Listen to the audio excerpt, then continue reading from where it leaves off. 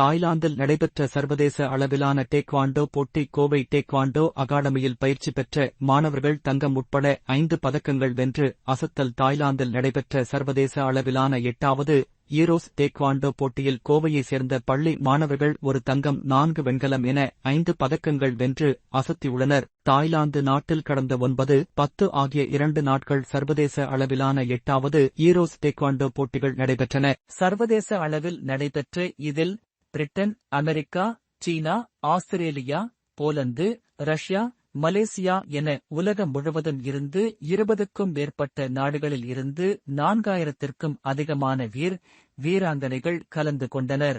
இதில் இந்தியா சார்பாக கோவையைச் சேர்ந்த பள்ளி மாணவர்கள் விக்ரம் பிரபு, முகம்மது அதில் அஜீஸ் மற்றும் கிருத்திக் வர்ஷன் ஆகிய 3 மாணவர்கள் பங்கு பெற்றனர். பூம்சே கிரோகி ஆகிய 2 பிரிவுகளில் போட்டிகள் நடைபெற்ற நிலையில் பூம்சே பிரிவில் மாணவன் கிருத்திக் ஒரு தங்கமும் கிரோகியில் ஒரு வெண்கலம் பெற்றார். இதேபோல மாணவன் விக்ரம் பிரபு கிரோகி ஒரு வெண்கலம், முகம்மது ஆதில் அஜீஸ் பூம்சே மற்றும் கிரோகியில் தலா ஒரு வெண்கலம் என 3 மாணவர்கள் இணைந்து 5 பதக்கங்கள் வென்று அசத்தியுள்ளனர். இந்நிலையில் கோவை விமான நிலையம் வந்த கோவை டேக்வாண்டோ அகாடமி பயிற்சியாளர் நிர்மல் ராஜ்குமார் மற்றும் மாணவர்களுக்கு பெற்றோர் மற்றும் பொதுமக்கள் உற்சாக வரவேற்பு அளித்தனர்.